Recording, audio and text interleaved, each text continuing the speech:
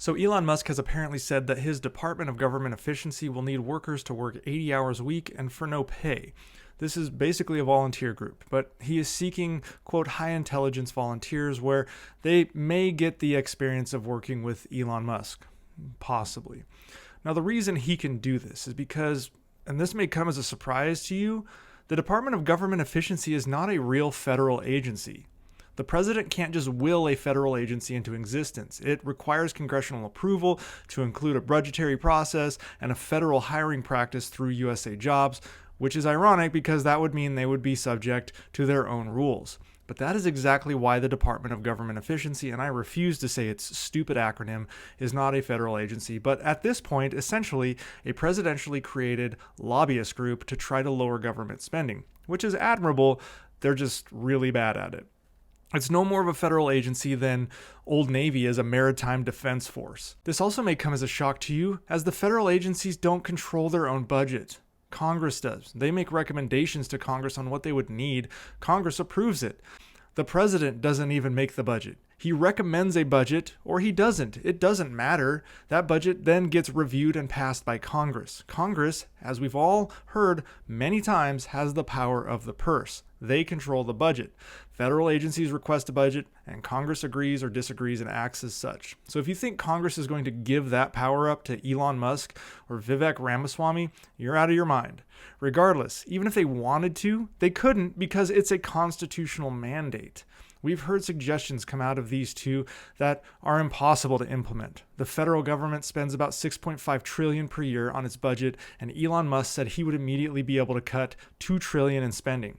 Well, that may sound good, but he may want to look at what's encompassing the budget first, because $4.3 trillion of that is mandatory spending by law. That goes to things like Social Security and Medicare benefits and interest on our debt.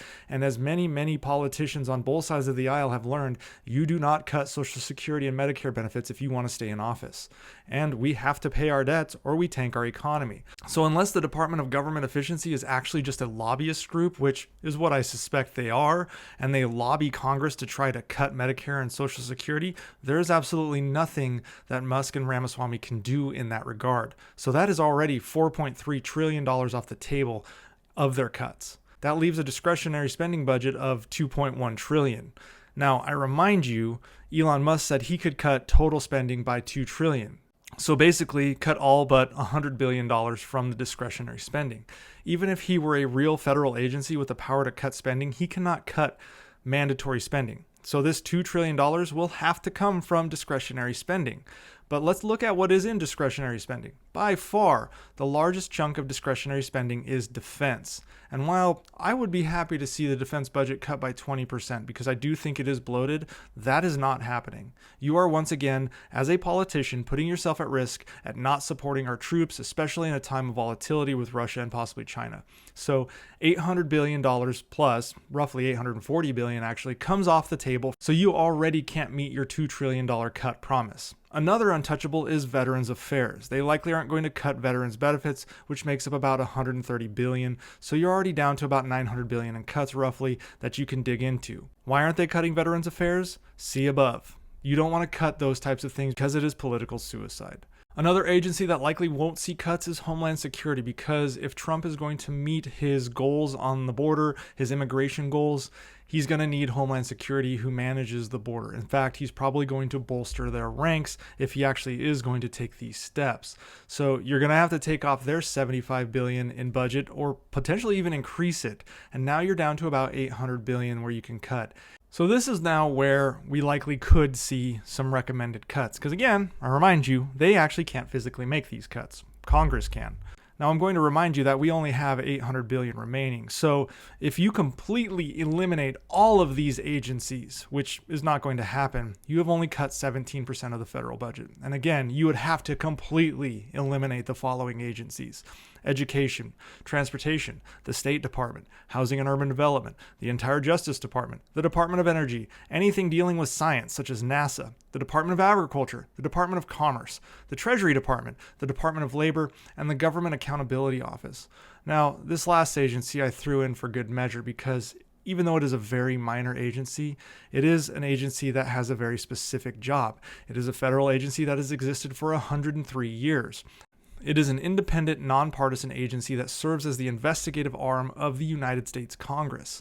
Its primary job is government efficiency. It's called the Government Accountability Office. There is already a federal agency whose job it is to conduct financial audits, performance audits, and compliance audits. They conduct investigations into fraud and whistleblower protections. They provide reports and briefings to Congress, judges, the executive office, and other federal agencies. There is already a federal agency whose job it is to manage, investigate, and report on government efficiency. And it's not the federal agency's fault that Congress doesn't lean on it more. The reality is Donald Trump wants an agency that is under his purview. But again, the Department of Government Efficiency is not a federal agency, because if it were, it would fall under federal agency rules, and it can't, because then it can't operate with the impunity that Donald Trump wants. So if the government, Congress, Trump himself were actually serious about government efficiency, they would lean on the already legally mandated federal agency with the authority to investigate efficiency, the Government Accountability Office. But they don't, because in reality, this was just Donald Trump pandering to his base and throwing a bone to his large supporters in Elon Musk and Vivek Ramaswamy.